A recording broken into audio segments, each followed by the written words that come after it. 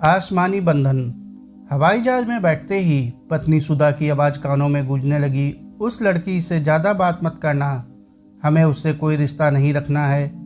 जब हमारा बेटा ही ना रहा तो उसका भी क्या करेंगे।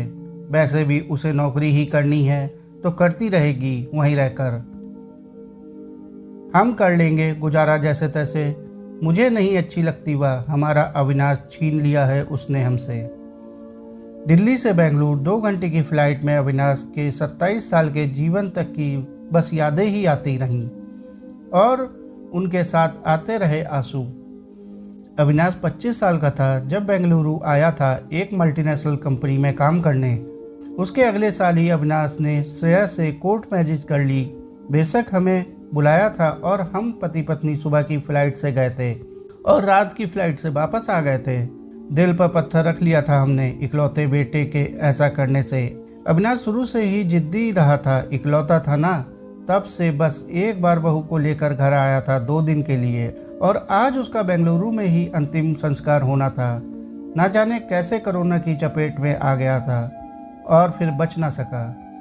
श्रेया मुझे लेने एयरपोर्ट पर आई थी, मुंह पर मास्क, हाथों में दस्ताने, आंखों में आंसू। मेरे मन में बनी छवि से वह बिल्कुल अलग लग रही थी।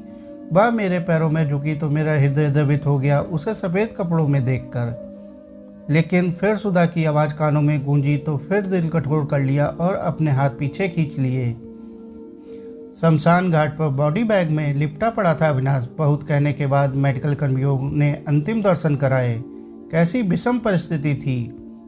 बाप को बेटे का मृत शरीर अग्नि को समर्पित करना हो तो इससे अधिक दुर्भाग्य की स्थिति नहीं हो सकती। बस यहीं तक का साथ था हमारा। अग्नि देते ही मुझसे खड़ा ना रहा गया। मुझे चक्कर आने लगे तो श्रेया ने संभाला और अपने साथ घर ले आई। श्रेया एक अनाथ लड़की थी, अनाथ आश्रम में ही पली बड़ी थी। उसे परिवार के साथ रहने का अनुभव न था। अपनी मेहनत के बूते ही अविनाश के साथ ही कंपनी में काम करती थी।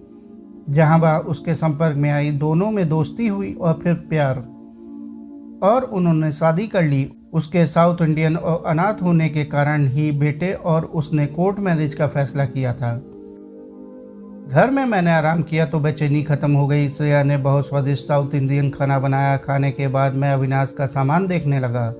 उसका बैग खोला तो एक गुप्त जेब में एक लिफाफा निकला। मैंने श्रेया को दिखाया तो उसे बहुत आश्चर्य हुआ। वो पत्र श्रेया ने 4 महीने पहले हमारे लिए लिखा था। उसके पास पता ना होने के कारण उसने अविनाश को दिल्ली के घर का पता लिखकर कुरियर करने के लिए दिया था। उसके पूछने पर अविनाश ने बताया कि उसने भेज दिया है। पत्र देखकर बेचारी हैरान होकर रोने लगी। मैंने दुखी होते हुए उसके सिर पर हाथ फेरते हुए चुप कराया। जरा सा स्नेह मिलते ही उसकी हिचकियां बंद हो गई और वह मुझसे लिपटकर जोर जोर से रोने लगी। उसके साथ साथ मैं भी रो पड़ा। उसकी इजाज़त लेकर मैं पत्र पढ़ने लगा जो उसने टूटी फूटी हिंदी में जरूर लिखा था, लेकिन उसका भाव मेरे हृदय के तार तक झंझोर कर रख गया। वह हमारे साथ रहना चाहती थी, हमारी बेटी बनकर माँ बाप का प्यार पाना चाहती थी, लेकिन अविनाश को माँ के गुस्से का डर था और श्रेया को हिंदी भी नहीं आती थी। दिल्ली में नौकरी की भी समस्या रहती तो वह चाहता था कि हम ही बेंगलुरु आ जाएं, लेकिन इसके लिए मैं खुद राजी ना था। इस पारिवारिक समस्या में वह बेचारी फंस गई थी।